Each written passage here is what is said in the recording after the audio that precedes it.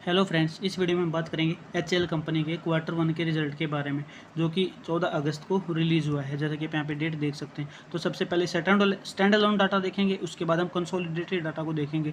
तो यहाँ पर जितना भी डाटा दिया गया है सारा लाख में, इंडियन रुपीज़ इन लाख, जैसे कि यहाँ पे 5,08,521 के पीछे लाख है। ठीक है, तो यहाँ पे सबसे पहले अगर इनकम की बात करें तो इनकम फ्रॉम ऑपरेशन जो कि प्रीवियस ईयर के क्वार्टर के कंपेरिजन में इस क्वार्टर में बढ़ी है। ठीक है, उसके बाद एक्सपेंसेस अगर देखते हैं तो एक्सपेंसेस भी यहाँ पर देख रहे हैं, तो आप टोटल एक्सपेंसेस देखोगे तो वो भी बड़े हैं।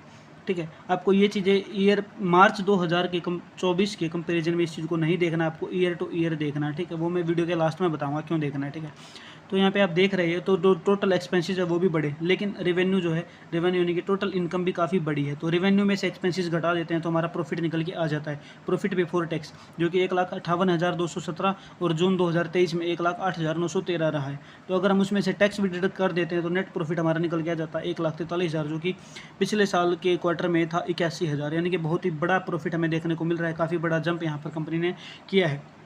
वीडियो के एंड में देखेंगे क्या ऐसी कोई न्यूज़ भी आई है जिसकी वजह से हम ये डिसाइड कर सकें आने वाले टाइम में स्टॉक ऊपर जाएगा। ठीक है, लॉन्ग टर्म का मल्टीबैग रिटर्न देने वाला स्टॉक तो ये है ही। ठीक है, तो अब हम बात करते हैं यहाँ पे तो प्रॉफिट की, तो प्रॉफिट भी हमें काफ़ी बढ़ता हुआ यहाँ पे देखने को मिल रहा है। अब हम एक बार देख लेते हैं कौन सा कंसोलिडेटेड डाटा और देख लेते हैं, जिससे हम ये काफ़ी सिक्योर हो जाएगी, हमारी जो थिंकिंग है वो सारी सही हो जाएगी। तो यहाँ पे क्वार्टर टू ईयर देखेंगे तो नेट इनकम जो टोटल 5,08,000, 4,32,000 वही कंसोलिडेटेड डाटा। एक्सपेंसेस की बात करेंगे तो 3,50,000 यहाँ पे और 3,23,000।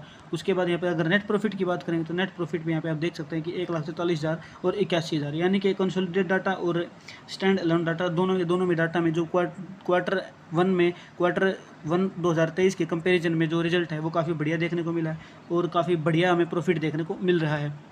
अब आप यहाँ पर एक बार डाटा को देखोगे दोस्तों, कैसा, जैसे कि मैंने बोला कि मार्च के साथ में इसका कंपैरिजन नहीं करूँगा। यहाँ पे नंबर्स थोड़े डिफरेंस हो सकते हैं, वहाँ पे एग्जैक्ट नंबरिंग थी, एग्जैक्ट फिगर था।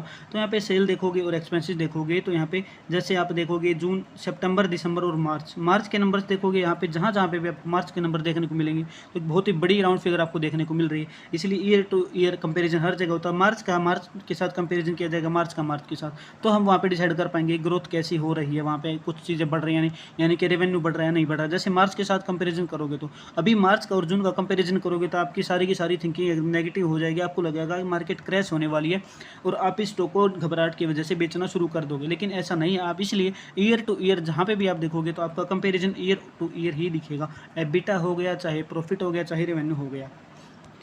न्यूज़ की बात करेंगे तो यहाँ पर सबसे पहले देखिए 4 घंटे पहले की न्यूज़ आई है, बूस्ट तो आई है fighter fleet Sukhoi 30 M that likely to get new engine of rupees 21,000 crore की डील। उसके बाद HAL set to receive another LC order despite delivery challenges, मतलब कि डिलीवरी नहीं कर पाए थे ऑन टाइम, उसके बाद भी इनको अदर और एक्स्ट्रा ऑर्डर्स मिल गए हैं। ठीक है, उसके बाद यहाँ पे देखोगे तो यहाँ पे जो अभी हमने डाटा जो पढ़ा है वही है, प्रॉफिट अप बाई 76.5%। ठीक है, अदरवाइज यहाँ पे क्या होता है कि यहाँ पे भी ये लिख सकते थे कि प्राइस ड्रॉप हुआ, प्रॉफिट ड्रॉप हुआ, लेकिन quarter one financial year 2025 profit up by 76.5%। ठीक है, आप साफ साफ देख सकते